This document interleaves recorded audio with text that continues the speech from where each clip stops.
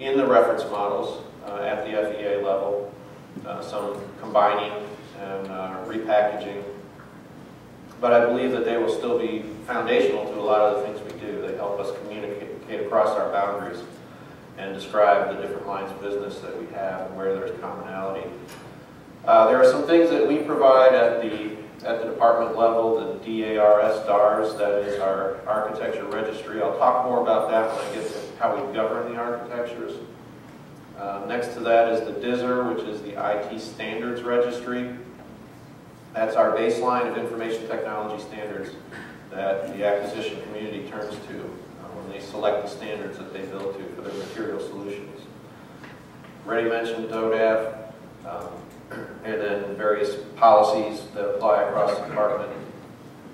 Specifically, my organization owns the interoperability policy for the department, which, as you know, is a statutory responsibility for the CIO. We're in the process of revising it. We're looking at what's the right level of architecture content.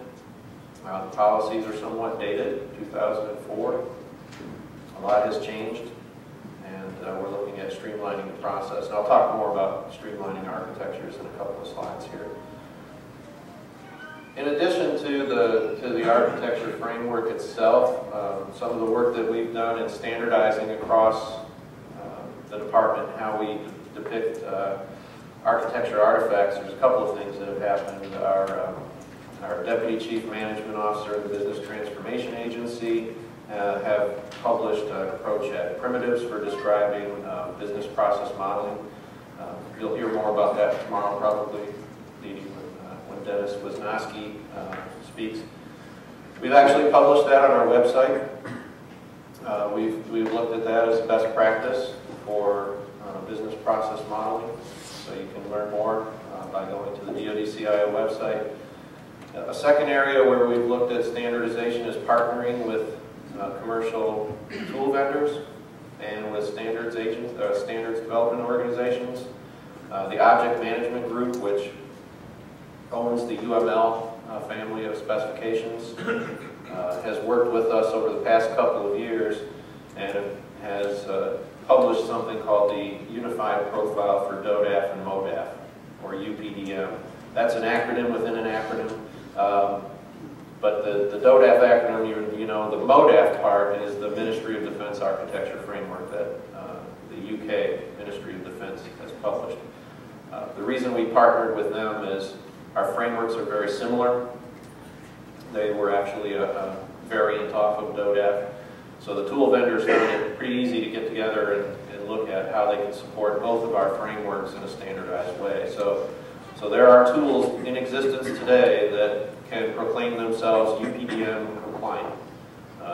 This is probably one of the premier things that I've seen happen within a standards development organization in terms of partnering between the government and the commercial tool vendors. They did this all on their own dime. A lot of effort has gone into it. They're about to publish version 2.0 within the next couple of months.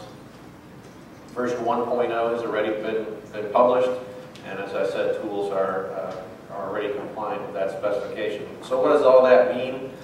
Well, that means if you use UML tools, and you buy one of these tools that is compliant with UPDM, you not only depict your models in a standardized way that can be understood across organizations, but you're able to exchange that information from one tool to another. And those of you that have worked at the deck plate level with architecture tools know that it can be really frustrating trying to move data from one tool to another. A lot of hand jamming goes around on a lot of converting things to spreadsheets and importing it and writing customized scripts. So this streamlines that.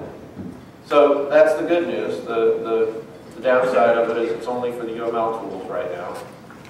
But we've had a lot of traction in working with the vendors of the tools for structured analysis techniques as well, and they're moving in the same direction. So I think that that's a real success story. Walt Ocon is here. Walt is a member of my organization, and he's been working directly with the UPDM young team and is largely responsible for getting them to where they are today.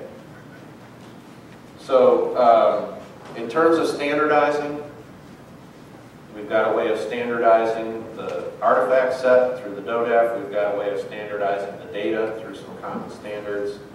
Now, how is it that we can get a consolidated description of the enterprise? And it really is through this federation. So I talked about the high level and the standards that come to bear. We really do consider that we have this high level set of capability architectures. And here you see the term capability tier. Where this language is coming from is not only within our architecture community, but within IT acquisition reform.